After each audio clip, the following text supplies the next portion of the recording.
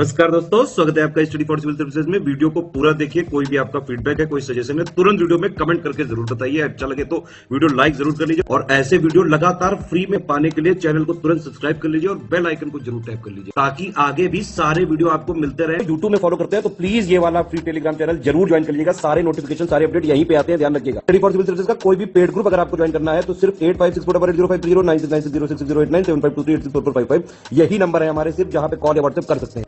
Instagram पे हमारा page जरूर फॉलो कर लीजिएगा, study for civil dot services है। ट्विटर पे हमको जरूर फॉलो कर लीजिएगा, @स्टडी फॉर सिविल्स है। नमस्कार दोस्तों, एक बार फिर से आपका बहुत बहुत स्वागत है स्टडी फॉर सिविल सर्विसेज में। और मैं एसके त्रिपाठी आज आप सभी के साथ जो हमारी daily current affairs news analysis की सीरीज है उसको बाइलिंगुअल मैनर में कंटिन्यू करूंगा, कवर करूंगा। और जैसा कि आप लोग स्क्रीन में देख पा रहे होंगे कि ये जो आर्टिकल्स आप लोगों को उपलब्ध कराए जाते हैं वो आपके गवर्नमेंट के जो लीडिंग न्यूज़पेपर से और जो लीडिंग वेबसाइट से वहां से कलेक्ट किए जाते हैं, फिर आप लोगों को यहाँ पर उपलब्ध कराए जाते हैं जो आप लोगों के लिए स्पेशली फॉर यूपीएससी सीएससी, उसके साथ ही जो स्टेट पीसीएस के एग्जामिनेशन होते हैं उनके लिए प्रीलिम्स और मेंस दोनों ही पर्सपेक्टिव में बहुत ही ज्यादा लाभदायी सिद्ध होगी ये सीरीज। तो आप लोग इस सीरीज को कंटिन्यूअस देखें और इसका महत्तम लाभ भी अर्जित करें। साथ ही दोस्तों, अगर आपने इस वीडियो में 10,000 लाइक्स का टारगेट कंप्लीट किया तो आप लोगों को जो इसकी पीडीएफ है वो फ्री ऑफ कॉस्ट हमारे टेलीग्राम के चैनल में उपलब्ध कराई जाएगी। तो आप लोग हमारा टेलीग्राम का चैनल जरूर ज्वाइन कर ले, साथ ही जो इंस्टा का पेज है उसको भी फॉलो कर ले। तो देखेंगे हम किन टॉपिक्स को देखने जा रहे हैं। तो सबसे पहले सोलोमन आइलैंड और चाइना का जो ये टॉपिक रखा गया है, इंटरनेशनल पॉलिटिक्स का जीएस पेपर 2 का पार्ट है।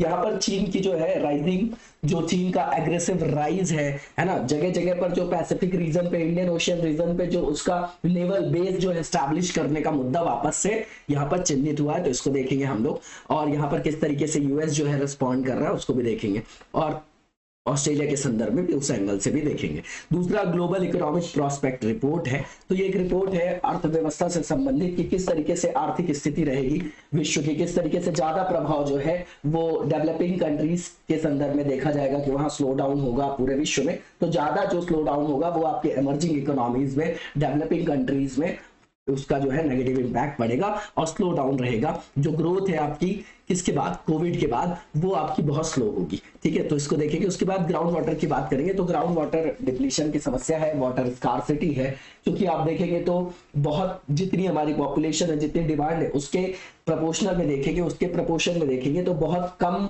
जो है प्रपोर्शन में हमारे पास जल संसाधन है। उसमें भी हम ओवर यूज उसका करते हैं इरिगेशन में, है ना। तो ग्राउंड वाटर का, तो ग्राउंड वाटर डिप्लीट होता जा रहा है, रिचार्ज भी नहीं हो रहा है, क्लाइमेटिक चेंज के कारण भी वहां पर स्कार्सिटी देखी जा रही है। तो ये सब टॉपिक है आपका, है ना। और ये थर्ड पेपर से रिलेटेड है, उसमें देखेंगे। ग्रीन क्रेमेशन की बात किया है, एनजीटी ने बोला है कि भैया अब जो दाह संस्कार होता है उसमें हरित प्रणालियों को अपनाएं, क्योंकि जो ट्रेडिशनल तरीका है आपका परंपरागत, उसमें बहुत सारी लकड़ी जलाई जाती है, तो उससे जो है आपका क्या होता है, एयर पॉल्यूशन भी होता है, संसाधन का भी अपव्यय होता है, तो उससे ऋणात्मक प्रभाव पड़ता है एनवायरमेंट में। तो आप ग्रीन क्रिमेशन के टाइप्स को अपनाएं, है ना, सारे स्टेट्स और यूटीज में। इसके बाद जो है ये आपका थर्ड पेपर का पार्ट हो गया एनवायरमेंट से रिलेटेड। इसके बाद जो लास्ट आज का आर्टिकल है वो डिफेंस इंडिजनाइजेशन से रिलेटेड है ना, मतलब रक्षा के स्वदेशीकरण से रिलेटेड है।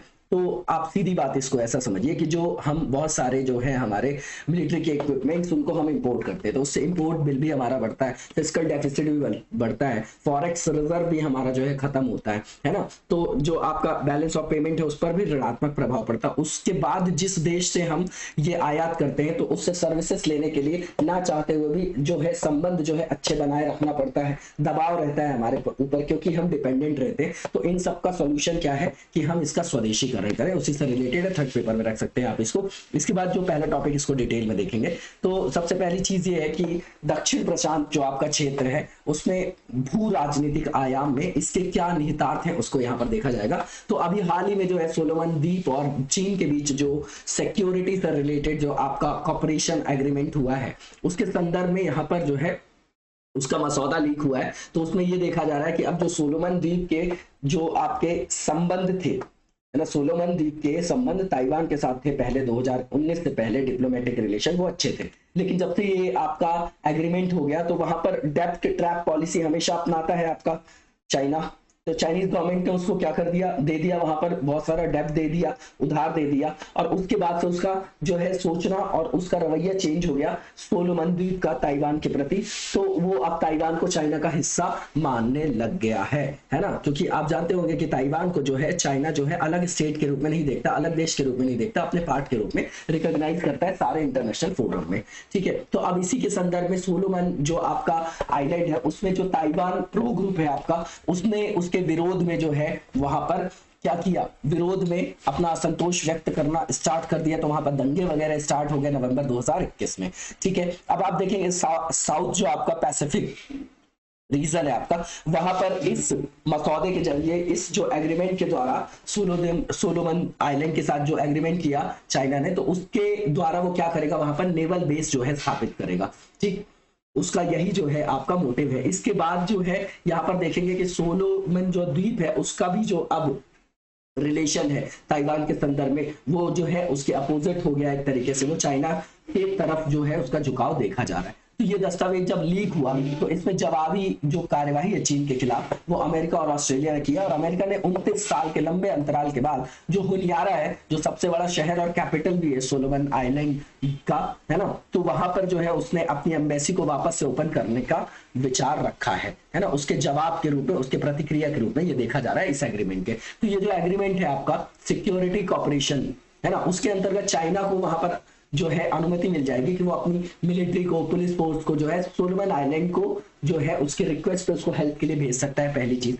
दूसरी चीज, ये चाइना का जो नेवल बेस है वेसल होगा, है ना, जो भी आपका नौसेना से रिलेटेड उसका कोई भी वेसल होगा, वाहन होगा, तो उसको वहां पर लॉजिस्टिक सपोर्ट मिलेगा। ठीक है, उसके बाद एक तरीके से आप देखें तो भू राजनीतिक जो आयाम है उसमें वो सशक्त होगा, और साउथ पैसिफिक ओशियन जो है उसमें उसका नेवल प्रेजेंस जो है आपका वो वहां पर बनेगा। ठीक है, इसके बाद सोलोमन आइलैंड की ज्योग्राफिकल लोकेशन बता रहे हैं, तो ये पपुआ न्यू गिनी और वानुआतू के बीच स्थित है। इसके बाद इसमें अगर आप कॉलोनियल एरा में देखेंगे तो ये ब्रिटिश साम्राज्य के द्वारा नियंत्रित किया जाता था, और यहाँ पर पार्लियामेंट्री फॉर्म ऑफ गवर्नमेंट का गठन जो है स्वतंत्र रूप से 1978 में हुआ था। ठीक है ना, अब चाइना के इंटरेस्ट क्या है, तो सबसे पहली बात ये कि सुपर पावर बनना, है ना, वहां पर ऑस्ट्रेलिया को और यूएस को काउंटर करना। ठीक है ना, और इसके अलावा आप देखेंगे तो डिप्लोमेटिक रिकॉग्निशन भी मिल जाएगा उसको ताइवान के संदर्भ में। तो ताइवान के संदर्भ में वो जो क्लेम करता है कि ताइवान उसका हिस्सा है, तो वो और अच्छे से दबाव वहां पर डाल पाएगा। ठीक है ना, क्योंकि वो ताइवान के यूनिफिकेशन में कोई विश्वास नहीं रखता है और ताइवान को चाइना से अलग नहीं मानता है। ठीक है, इसके बाद आप देखेंगे कि यहाँ पर जो सोलोमन आइलैंड है उसका एंगल चेंज हो गया, अब उसका चाइना की तरफ झुकाव है ना, ये नॉर्मल सी चीज बताई गई है। ठीक है, अब यहाँ पर यह भी बताया जा रहा है कि जो आपका ताइवान का समर्थन करने वाले जो आपके 4 रीजनल कंट्रीज हैं, है ना, अगर उनको देखेंगे तो उनने भी जो है वहां पर क्या किया है, उनको भी उसने छोड़ दिया। ठीक है ना, और मोस्टली जो है आप वहां पर देखेंगे तो माइक्रोनेशियन ग्रुप ऑफ आइलैंड है जो अभी यूएस के कंट्रोल में है। ठीक है ना, जो अमेरिका के नियंत्रण में है। ठीक है, तो ये नॉर्मल सा चीज है, ये इतना इंपॉर्टेंट पॉइंट नहीं। इसके बाद जो स्मॉल पैसिफिक आइलैंड स्टेट्स हैं, है ना, उनके अंतर्गत देखेंगे तो उनकी जो प्रभावी क्षमता की बात कर रहे हैं, तो पोटेंशियल वो आपका वोट बैंक के रूप में काम करता है। ठीक है ना, जो इंटरनेशनल आपके फोरा है जैसे कि यूनाइटेड नेशंस वगैरह हो गए, तो अंतरराष्ट्रीय मंचों पर जो है महाशक्तियों के लिए समर्थन जुटाने के लिए संभावित वोट बैंक के रूप में वो काम कर सकते हैं, जो आपके छोटे प्रशांत द्वीपीय राज्य हैं आपके। ठीक है, इसके बाद आप देखेंगे तो यहाँ पर असमान रूप से जो है बड़े समुद्री जो आपके विशिष्ट इकोनॉमिक जोन या एक्सक्लूसिव इकोनॉमिक जोन जिसको बोलते हैं, विशिष्ट आर्थिक क्षेत्र जो है इन द्वीपीय देशों के पास है। ठीक है, तो जो छोटे द्वीपीय आपके देश है उनको बड़े महासागरीय राज्यों के रूप में भी देखा जाता है। ठीक है ना, क्योंकि एक्सक्लूसिव इकोनॉमिक जोन जो है वो बहुत इंपॉर्टेंट है इकोनॉमिक डोमेन में भी और स्ट्रैटेजिक डोमेन में भी। इसके बाद जो ये आपका सिग्निफिकेंट रिजर्व भी है टिम्बर का और मिनरल रिसोर्स का, फिशरीज के लिए भी यहाँ पर अच्छी संभावना है, अच्छे रिसोर्सेस हैं, है ना, उसके लिए भी मतलब संसाधन के रूप में मत्स्यायन के संदर्भ में भी ये आपका महत्वपूर्ण केंद्र बिंदु है। इसके बाद आप देखेंगे कि स्ट्रैटेजिकली जो लोकेशन है तो अमेरिकी मिलिट्री के मतलब रिस्पेक्ट में या ऑस्ट्रेलिया के रिस्पेक्ट में पैसिफिक आइलैंड में जो है ये चाइना की स्थिति को और सुदृढ़ करेगा, है ना। इस करंट सिनेरियो को जो है जो AU KUS है उसके इमरजेंस के जो है प्रतिक्रिया के रूप में देखा जा रहा है, और ये ऑस्ट्रेलिया की जो स्ट्रैटेजिक कैपेबिलिटीज है उसके अगेंस्ट में देखा जा रहा है चाइना के संदर्भ में। ठीक है, यहाँ पर मैप में दिखाया गया, मैप देख जाइएगा जरूर आप लोग। तो ये वर्ल्ड बैंक की जो रिपोर्ट आई है, सेकंड टॉपिक जो बताया जा रहा है ग्लोबल इकोनॉमिक प्रोस्पेक्ट रिपोर्ट। तो सबसे पहले आपने देख लिया कि ये रिपोर्ट जो है कौन जारी करता है। तो इसमें बताया गया है कि जो रिकवरी है पोस्ट कोविड वो आपकी स्लो होगी। सबसे पहली बात, ये पब्लिश करती है रिपोर्ट वर्ल्ड बैंक वार्षिक आधार पर एनुअली। इसके बाद जो स्लो डाउन की बात किया जा रहा है ग्लोबल ग्रोथ में, वो 4.1% होगी 2022 में, है ना। किसके कारण? क्योंकि कोविड 19 का जो इम्पैक्ट है अभी भी बना हुआ है, ओमिक्रॉन का जो आपका प्रभाव देखा जा रहा है उसके संदर्भ में और भी स्थिति दयनीय हो गई है। ठीक है, इसके लिए क्या हो रहा है कि भाई ओमिक्रॉन तेजी से फैल रहा है, तो उसके लिए जो भी आपके देश है वो उससे रिलेटेड उसको कम करने के लिए जो है मेजर्स उठा रहे हैं वहां पर, ठीक है ना। तो उससे उनकी इकोनॉमी में नेगेटिव इम्पैक्ट पड़ रहा है। अब यहाँ पर आप देखिए कि जो आपकी विकासशील अर्थव्यवस्था है और जो इमर्जिंग इकोनॉमीज है उनमें ज्यादा जो है नेगेटिव इम्पैक्ट पड़ने की संभावना व्यक्त की जा रही है। ग्रोथ जो डेवलपिंग इकोनॉमिक्स की है, जो इकोनॉमीज की है, उनको प्रोजेक्ट किया जा रहा है कि भैया ये स्लो हो जाएगी। 6.3% 2021 में था, तो 4.6% हो जाएगा 2022 में। ठीक है, और ये जो है आपका, आप देखेंगे कि जो पैंडेमिक है ना आपकी कोविड, तो उसमें जो ओमिक्रॉन वेरिएंट है उसके कारण और ज्यादा जो है बहुत सारे जो है गवर्नमेंट जो है वहां पर टाइट जो है वहां पर पैंडेमिक कंट्रोल मेजर्स ले रहे हैं, है ना। जो पैंडेमिक कंट्रोल मेजर्स है उनको जो है और टाइटली जो है उसको इंप्लीमेंट कर रहे हैं, तो उसके कारण शार्प स्लो डाउन भी देखा जा सकता है नियर टर्म में, है ना। ग्लोबल ग्रोथ के संदर्भ में बात कर रहे हैं ये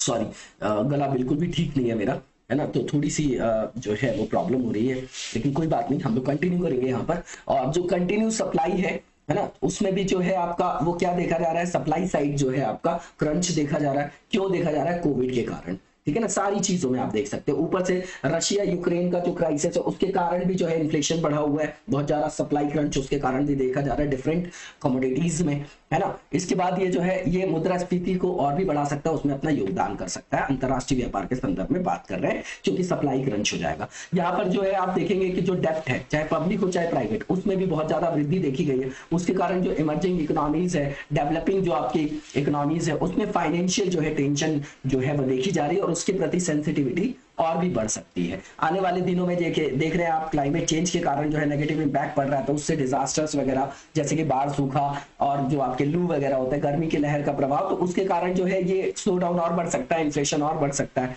तो ये विकासशील जो देश है उसमें तीव्र मंदी का कारण भी बन सकती है। ठीक है, मुद्रास्फीति को रोकने के लिए कई सारे जो उभरते बाजार हैं, जो विकासशील अर्थव्यवस्था है, उन्होंने जो है मौद्रिक नीतियों को सख्त किया, टाइट जो मॉनेटरी पॉलिसी को उन्होंने अप्लाई किया। उससे क्या होगा कि पूंजी का जो इनफ्लो होगा उसमें भी जो है उतार चढ़ाव देखा जाएगा, फ्लक्चुएशन देखा जाएगा, और मुद्रा में डिवैल्यूएशन होगा। इसका मतलब जब इन्फ्लेशन होता है, इसका मतलब ये कि जो मनी है उसमें डिवैल्यूएशन हो जाता है, तो वो एक एक्स्ट्रा जो है आपका हर्डल के रूप में, अतिरिक्त चुनौती के रूप में जो है वो उभर सकता है। इसके बाद यहाँ पर आप देखेंगे कि यहाँ पर क्या जरूरत है, तो अंतरराष्ट्रीय जो है सहयोग की आवश्यकता है कि जो बढ़ती हुई वैश्विक चुनौतियां हैं उससे निपटने के लिए जो है जो क्या किया जाए, तो भैया वैक्सीनेशन को भी जो है वाइबल बनाया जाए और उसको ज्यादा से ज्यादा लोगों तक पहुंचाया जाए, है ना। और जो ऋण भार है अस्थिर हो गया उसको भी जो है एड्रेस किया जाए, उसकी चुनौतियों को। क्लाइमेट चेंज और जो क्लाइमेट से रिलेटेड जो आपदाएं आ रही है तो वो समस्याएं शामिल, तो उसको भी एड्रेस किया जाए, है ना, ये सब चीजें। इसके बाद ग्राउंड वाटर की बात करेंगे, तो यहाँ पर भूजल जो निकासी हो रही है उसका प्रभाव की बात करें तो देखिए भारत में 70% खाद्य उत्पादन जो है आपका वो किससे होता है? वेल्स से होता है, सिंचाई के कुओं की मदद से किया जाता है। तो जो मैक्सिमम पार्ट है आपका इरिगेशन का, वो किस पे निर्भर है? आपका किस पर निर्भर है? ग्राउंड वाटर पे। तो इससे ग्राउंड वाटर डिप्लीशन हो रहा है कि नहीं हो रहा? हो रहा है। तो आने वाले समय में अभी भी भूजल संकट है, खरीद के पानी पिया जा रहा है, ठीक है ना। तो अभी जो है भूजल संकट जो है उत्पन्न हो रहा है और आगे वाले टाइम पे जो है बहुत खतरनाक साबित हो सकता है ये। तो ये जल की बात करें तो ये स्कैर, देखिए सीधी बात है कि ये लिमिटेड, एक तरीके से दुर्लभ प्राकृतिक संसाधन है जो जीवन के लिए जो है, आजीविका के लिए, फूड सिक्योरिटी के लिए, सस्टेनेबल डेवलपमेंट के लिए बेस है, नींव है, ठीक है। भारत में अगर पॉपुलेशन देखेंगे तो अराउंड 18% है, वर्ल्ड के पर्सपेक्टिव में बात कर रहे हैं। इसमें से 4% जो है हमारे पास वर्ल्ड का रिन्यूएबल वाटर रिसोर्स है और 2.4% हमारे पास लैंड एरिया है। अब ग्रोइंग पॉपुलेशन के साथ जो है इस तरीके की चुनौतियां और बढ़ती जा रही हैं, ठीक है। उसके अलावा आप क्लाइमेट चेंज देखेंगे, उसके कारण जो है आपका वाटर का स्कार्सिटी बढ़ता जा रहा है ना। तो फ्यूचर में फर्दर जो है इस तरीके की समस्याएं और भी ज्यादा जो है गहरी हो सकती है। तो उससे जो है डिफरेंट यूजर ग्रुप के अंतर्गत जो है वहां पर कॉन्फ्लिक्ट देखा जा सकता है, तो इससे इंटरनल सिक्योरिटी को भी थ्रेट हो सकता है। ठीक है, समय और स्थान के साथ आप देखेंगे पानी का जो है डिस्ट्रीब्यूशन जो है असमान रूप से है। जैसे हमारे यहाँ देखेंगे, अगर आप भारत में देखेंगे तो आप भारत में देखिए तो आपको समझ में आएगा कि जो आपका नॉर्थ ईस्ट वाला एरिया है, यहाँ पर एक टाइम पे बाढ़ आ रही होती है और यहीं पे नॉर्थ वेस्ट रीजन में जो है सूखा पड़ रहा होता है। ठीक है, तो असमान वितरण से भी जो है जल उपयोग योग्य मात्रा और उसकी सीमाएं जो है वो आपकी क्या होती रहती, परिवर्तित होती रहती है। कहीं पर जो है अतिवृष्टि हो रही, कहीं पर अनावृष्टि हो रही, वो जलवायु का प्रभाव है वहां पर, है ना। तो जब वर्षा का जल नहीं आएगा और वहां पर मिट्टी का भी जो है वो कटाव और मिट्टी का यूज कम होता है। पहले सड़कें मिट्टी की होती थी तो पोरस होती, वो तो रिस्क के पानी नीचे चला जाता था, तो ग्राउंड वाटर टेबल जो है रिचार्ज हो जाती थी। अब क्या है, कॉन्क्रीटाइजेशन हो गया, तो जो पानी ऊपर रहता है वो रिस्क के नीचे नहीं जाता है, तो जो ग्राउंड वाटर है वो डिप्लीट हो रहा है। शहरों में देखिए ओवर अर्बनाइजेशन से क्या हो रहा है कि एक ही जो आपकी बिल्डिंग होती है उसमें 10 लोग रह रहे हैं तो 10 लोगों के अलग अलग बोर है। अब एक ही जगह इतना बोर हो जाएगा तो वाटर लेवल डाउन होगा कि नहीं होगा, ये सब आपकी जेन्युइन प्रॉब्लम्स है। ठीक है, तो बार बार बाढ़ और सूखे की चुनौतियां भी भारत में बनी हुई है। तो इसका मुख्य प्रभाव जो है एक्सेसिव पंपिंग है, सबसे पहली चीज। इसके कारण लोअर क्रॉप प्रोडक्टिविटी देखी जा रही है, फूड का इनसिक्योरिटी उसी से लिंक्ड है आपका। उसके बाद वाटर टेबल लोअर हो रहा है, क्योंकि वाटर टेबल क्या होगा, लोअर होगा। बार बार लोग जो है अगल बगल अगर पास पास में बोरिंग वगैरह करा रहे हैं ऐसे समझिए, तो उससे जो कॉस्ट ऑफ डिगिंग है और जो बोरिंग है वो आपका अनवाइबल हो रहा है, महंगा हो रहा है। अब यहाँ पर 600 फीट में पानी मिल रहा है अगर, है ना, तो क्या होगा वहां पर, और भी ज्यादा वो अनवाइबल होगा, पैसा भी ज्यादा लगेगा। ठीक है, और सब जो आपको प्राकृतिक संसाधन है उसका भी दोहन जो है वो अवैज्ञानिक तरीके से हो रहा है, तो उसकी स्कार्सिटी भी बढ़ती जाएगी, है ना, तो भूजल का संकट बढ़ता जाएगा। इसके बाद आप देखेंगे कि ये सीधा सीधा रिलेटेड है ना, ग्राउंड वाटर के ओवर यूज से, है ना। तो ओवर यूज करने से क्या होगा, ये जो लेक्स होंगी, स्ट्रीम्स होंगी या रिवर जो उससे कनेक्टेड होंगी ग्राउंड वाटर से, उसमें भी जो है सप्लाई पानी का कम हो जाएगा और वो ड्राई हो सकती है, सूख सकती है आने वाले टाइम पे। ठीक है, उसके बाद आप देखेंगे कि जब जमीन धंस जाती है तो उसमें नीचे का जो बेसिस है वो खत्म हो जाता है। ये मेन कारण इसका क्या है कि जो ग्राउंड वाटर है उसका अत्यधिक दोहन और जो आपका ये इसको क्या बोलते हैं हम कि ये ह्यूमन एक्टिविटीज के कारण, ह्यूमन इंटरफेरेंस के कारण ये सब हो रहा है। तटीय क्षेत्रों में बहुत ज्यादा पंपिंग हो रही है तो उससे वाटर में जो है आपका सैलिनिटी बढ़ रही है। ठीक है, और वो वहां के पानी को जो है पीने योग्य नहीं रह जाता वो और ज्यादा संदूषित हो जाता है। उसके कारण जो है आपूर्ति तो होती भी है तो वो आपकी कैसी होती है पानी की, जो आपका प्रदूषित जल है उसका, है ना, तो उसमें भी जो है पॉल्यूशन और बढ़ रहा है पानी का। इसके बाद स्टेप्स क्या लिए गवर्नमेंट ने, तो नेशनल वाटर पॉलिसी 2012 की है। इसके अंतर्गत जैसे मौजूदा जो अवस्थिति है हमारे यहाँ जल संकट की उसके बारे में संज्ञान लेना, कानूनों और संस्थानों की एक ऐसी प्रणाली निर्मित करना जिसमें इंटीग्रेटेड जो है नेशनल लेवल पे इंटीग्रेटेड अप्रोच को जो है अपनाया जाए और इम्प्लीमेंट किया जाए। उसके लिए रोड मैप प्रस्ताव जो है, रोड मैप जो है बनाना है और उसको इम्प्लीमेंट करना है। उसमें 2019 में स्टार्ट किया गया जल शक्ति अभियान, ये सीधा सीधा वाटर कंजर्वेशन से रिलेटेड कैंपेन है।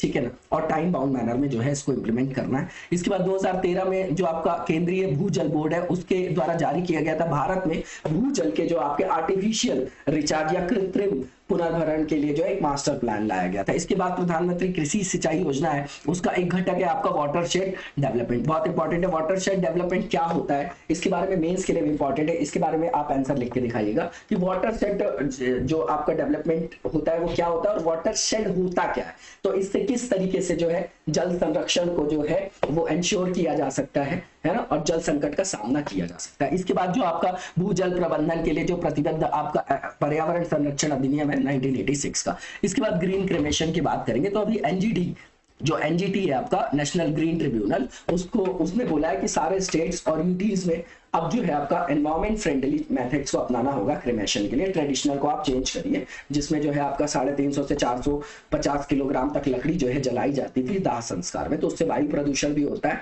और नेचुरल रिसोर्सेज का जो है वो अवैज्ञानिक तरीके से दोहन किया जाता है। तो अभी जो इनके न्यायमूर्ति अध्यक्ष जो है न्यायमूर्ति आदर्श कुमार गोयल, उनकी अध्यक्षता वाली पीठ ने इस तरीके का जो है वो इनिशिएटिव लिया है और बोला है कि इस तरीके की जो है आदेश दिया कि इस तरीके से आप जो है ग्रीन या हरित जो है दाह संस्कार की तरीकों को अपनाएं। ठीक है, तो उसमें आप जो है क्या कर सकते हैं कि ग्रीन के अंतर्गत अभी देखेंगे बाइफरकेशन आगे किया गया, और ये समझिए कि यहाँ पर ट्रिब्यूनल्स की बात कहाँ है गवर्नमेंट मतलब संविधान में, है ना। तो संविधान में कॉन्स्टिट्यूशन में article 323 sub clause A sub clause B देखेंगे। अगर आप देखेंगे कि इसमें जो है आप ये ए और बी दोनों, तो आप देखेंगे कि प्रशासनिक से रिलेटेड एक पे है और प्रशासनिक को छोड़ दे तो बाकी जो रिलेटेड है आपके वो उससे रिलेटेड जो है वो दूसरे में है सब क्लॉज में, है ना। ये इंपॉर्टेंट है। और ये क्यों लाया गया था, तो नेचुरल जस्टिस के प्रिंसिपल पे काम करता है और स्पीडी त्वरित न्याय उपलब्ध कराने के लिए लाया गया है, ठीक है। क्योंकि कोर्ट के सामने देखेंगे, चाहे अपेक्स कोर्ट हो हमारी सुप्रीम, चाहे आपके डिस्ट्रिक्ट कोर्ट हो, चाहे आपके हाई कोर्ट हो, इनके पास पेंडिंग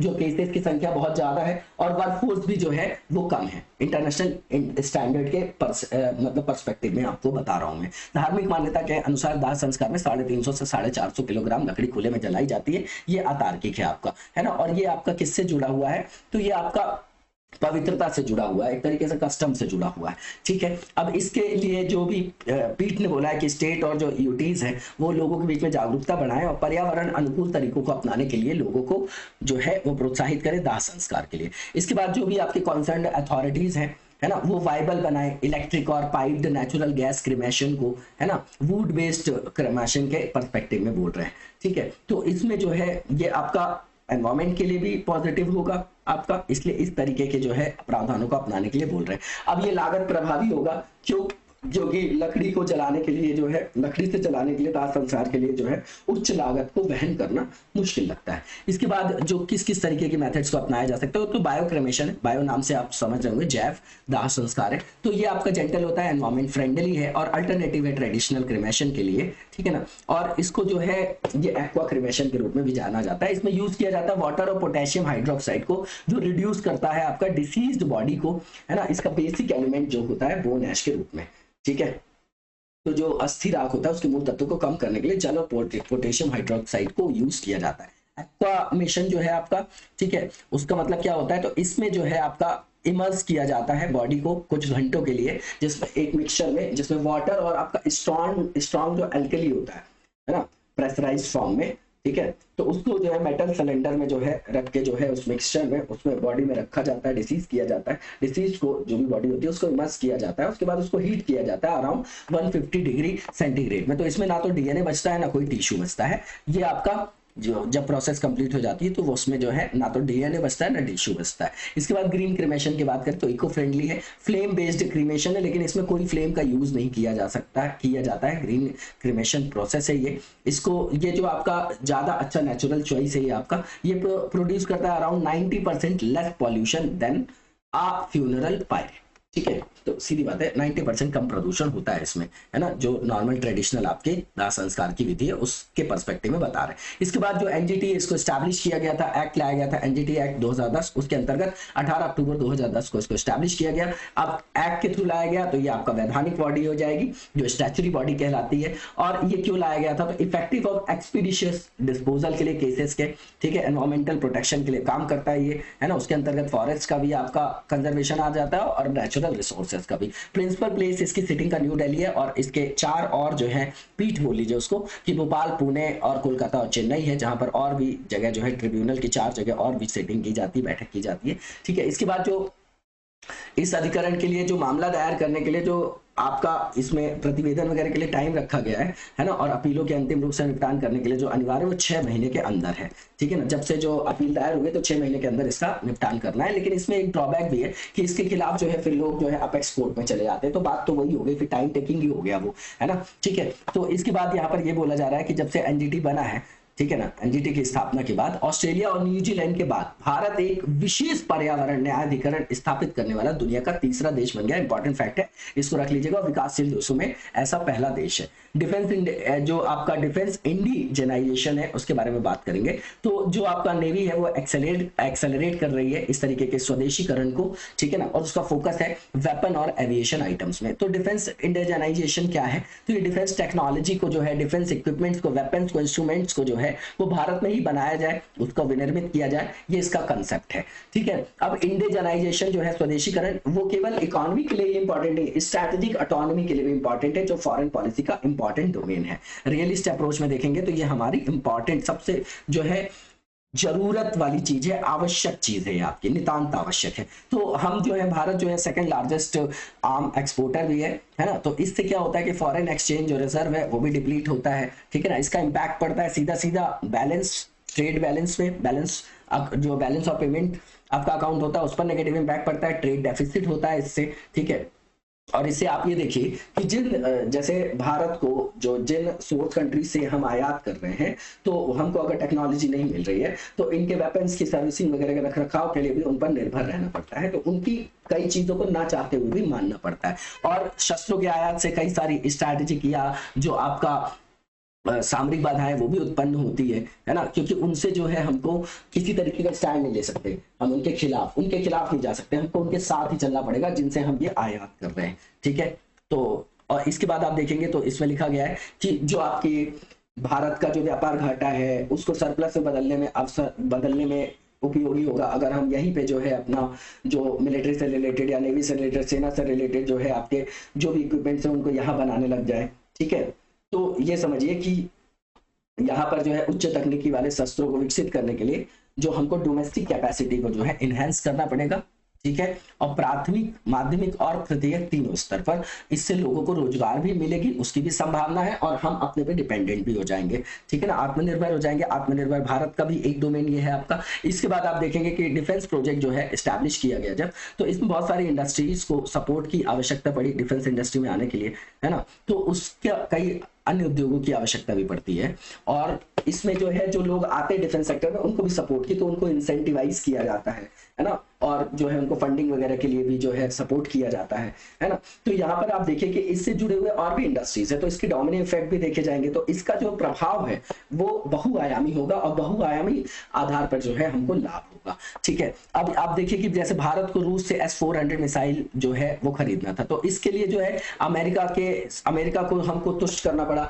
उसको भी जो है संतुष्ट करने पर विचार करना पड़ा। तो हम जो है पूरे बोल्ड डिसीजन यहाँ पर नहीं ले पाते हैं, ठीक है। और सरकार ने इसके लिए कौन कौन से जो है कदम उठाए, तो डिफेंस एक्विजिशन प्रोसीजर 2020 को अपनाया गया, जिसका एम्फेसिस है हायर इंडिजनाइजेशन के लिए, मतलब उच्च स्तर पर स्वदेशीकरण के लिए, है ना। किसमें, प्रोक्योरमेंट में भी और फास्टर एक्विजिशन में भी, है ना। किसके संदर्भ बात करें, आर्म फोर्स के। इसके बाद ऑफसेट पॉलिसी को भी रिफॉर्म किया गया है, जिसको इंक्लूड किया गया है DAP 2020 में। इसमें इन्वेस्टमेंट को अट्रैक्ट करेंगे, ट्रांसफर ऑफ टेक्नोलॉजी में हमारा फोकस है, डिफेंस मैन्युफैक्चरिंग में भी हमारा फोकस है। मेक प्रोजेक्ट जो है वो यहाँ पर सहायतार्थ है किसके संदर्भ में, स्वदेशीकरण डिजाइन के लिए, है ना, मतलब जो डिजाइन है उसके स्वदेशीकरण के लिए, ठीक है। इसके बाद FDI की लिमिट भी बढ़ा दी गई 49 से 74%, और इसमें ऑटोमेटिक जो आपका रूट है उससे FDI आएगी, लिमिट भी बढ़ा दी है। और जब गवर्नमेंट का क्लियरेंस मिल जाए तो यहाँ 100% भी जो है वो FDI को अनुमति दी गई है, ठीक है। इसके बाद आप देखेंगे तो जो मेक प्रोजेक्ट है उसके अंतर्गत जो है फंडिंग और इंडस्ट्री,